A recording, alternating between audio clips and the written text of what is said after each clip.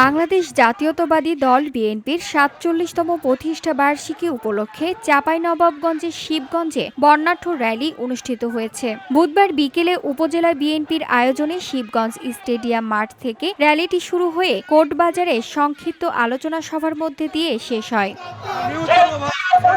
শিবগঞ্জ উপজেলা বিএনপির সিনিয়র যুগ্ম আহ্বায়ক ও সাবেক ছাত্রনেতা মোহাম্মদ সাদিকুর রহমানের নেতৃত্বে র্যালিটিতে উপজেলা পৌর ও বিএনপির ইউনিয়ন বিএনপি এবং সহযোগী সংগঠনের হাজারো নেতাকর্মী অংশ নেন।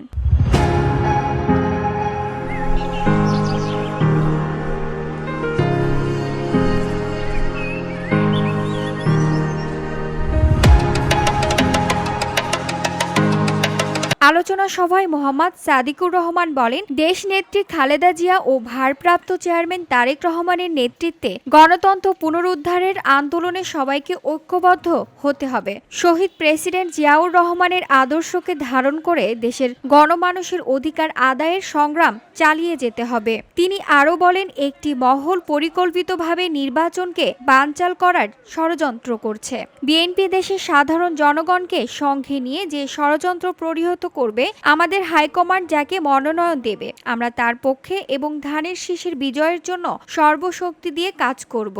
বিএনপির প্রতিষ্ঠা বার্ষিকীতে আমাদের অঙ্গীকার করতে হবে, সামনে নির্বাচন, জাতীয় সংসদ নির্বাচন। এই নির্বাচনে একটি দেশদ্রোহী গোষ্ঠী নির্বাচন বানচাল করার জন্য ষড়যন্ত্রে লিপ্ত হয়েছে। হুঁশিয়ার করে দিতে চাই, এই দেশদ্রোহী গোষ্ঠীকে আমরা বলে দিতে চাই, এই বাংলাদেশের মাটিতে তারা যখনই নির্বাচনের সময় এসেছে তারা ষড়যন্ত্রে লিপ্ত হয়েছে। এই 17 বছর আমরা বিএনপির শহীদ জিয়ার নেতৃত্বে, শহীদ জিয়ার পরিবারের নেতৃত্বে 17 বছর রাজপথে ছিলাম, আন্দোলন করেছে। আমার বিএনপির নেতা কর্মীরা ভাইরা ঘুম জেল খেটেছে এবং অনেকেই গুম হয়েছে। আমার নেত্রী জেলখানায় ছিল 17 বছর জেল খেটেছে। তারেক রহমান বিদেশের মাটিতে আছে। আর এই দেশদ্রোহী সংগঠন এই জামাত শিবির আওয়ামী লীগের নুঙ্গির নিচে অবস্থান করে এই 5 তারিখের পরে তারা এখন নির্বাচন বানচালের চেষ্টা করছে। হুঁশিয়ার করে বলে দিতে চাই, এই হুঁশিয়ার করে বলে দিতে চাই, আপনাদের কোনো লাভ হবে না।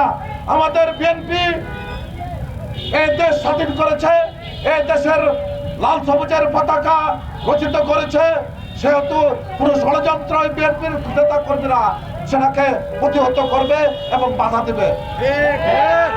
আমরা প্রস্তুত আছি আগামী নির্বাচনের জন্য।